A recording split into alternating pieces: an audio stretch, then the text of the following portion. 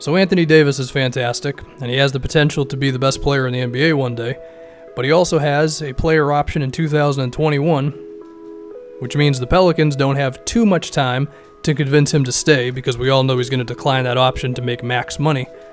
And when you look at his history with this organization and their inability to put real long-term talent around him, I think they're in danger of losing him. And I think we could see a situation similar to the Paul George one, where Davis has 1 year left and the team is just simply not good enough, and he could force his way out of town. I hope it wouldn't go the Kawhi Leonard way, where things become an absolute mess. AD doesn't seem to be that kind of guy, but a similar thing happened with Kawhi Leonard as well. And if that was the case, every NBA team would come running, one of those teams being my Boston Celtics. The Pelicans would want Tatum. The Celtics would want to keep Tatum. That's not really the point of this video. The point of this video is for me to show you why I believe the New Orleans Pelicans are dangerously close to losing their superstar player.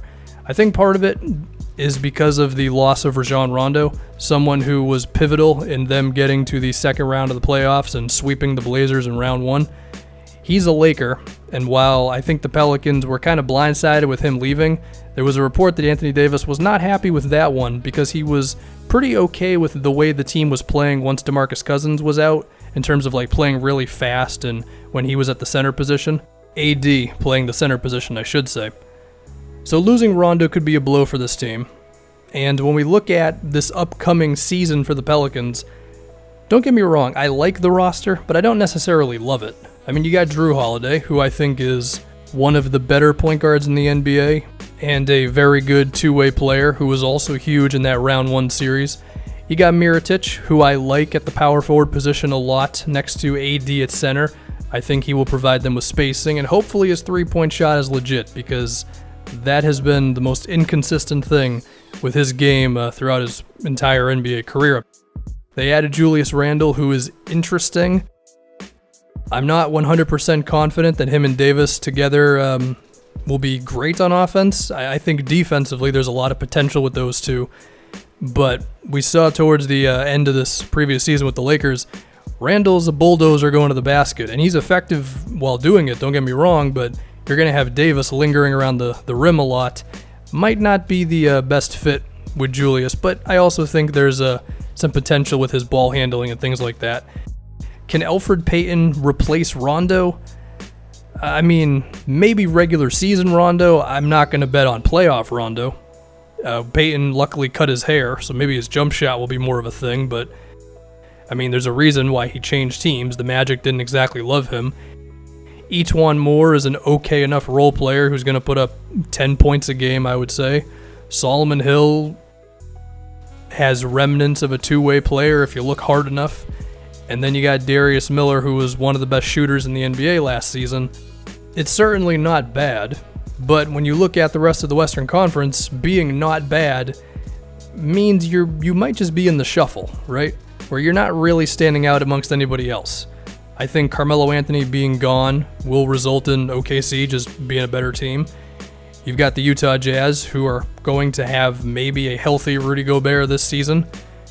And then Donovan Mitchell's just going to get a year better, so they're going to be lingering at the top of the conference, of course, at least in my opinion. The Spurs are going to be better because of DeMar DeRozan.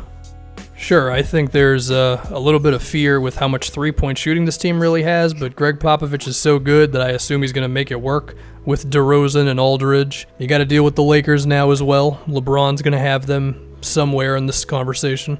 And then you, of course, still have the Rockets and the Warriors up top. So there's a chance that the Pelicans just can't really edge their way into being anything more than something between the third and sixth seed in the West.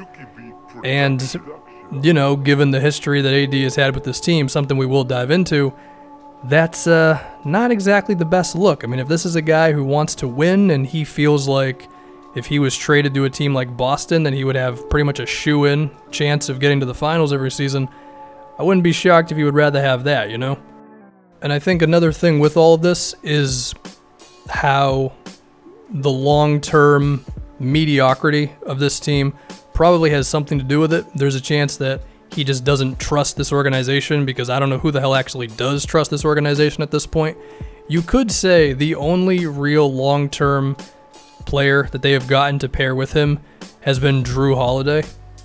Because when you're looking at all the other attempts that this team has made over the years, not many have really worked out. There's Omer Asik, who they gave up a first-round pick for, and through a bit of decline and also a sickness, was unable to really be that good for them. I will admit, this team has been unlucky over the years. Then you've got Eric Gordon, who was also a bit of a disappointment once they traded Chris Paul to acquire him. I think part of this was because of injuries, but it also seems like Gordon did not enjoy his time in New Orleans, whether that's he was maybe overreacting to things or maybe the culture was not that good. I don't think we'll ever really know that one. I thought the Tyreek Evans trade was never that good because of the fact that they had Eric Gordon. I feel like you had two guys who are kind of similar, where offensive-minded, not really playmakers. I mean, Tyreek a little better, sure, but those two just never seem to make a lot of sense to me. I can understand getting one of them, but both of them, I feel like you need more diversity with your roster, you know?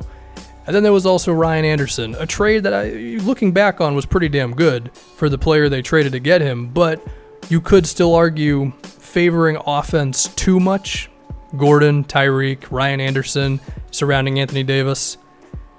And then, of course, there was the Austin Rivers selection. He was picked number 10 in the draft where they took Anthony Davis number 1.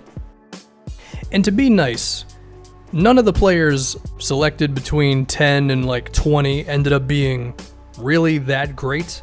But even so, they didn't exactly nail it with that selection as well. And then the only other first-round pick that they've selected since Davis, who's actually been okay, was Buddy Hield, and as we know, he was in the DeMarcus Cousins trade. And the only second-round pick that ever has been anything for them is Darius Miller, and it took like 5 years for that to happen.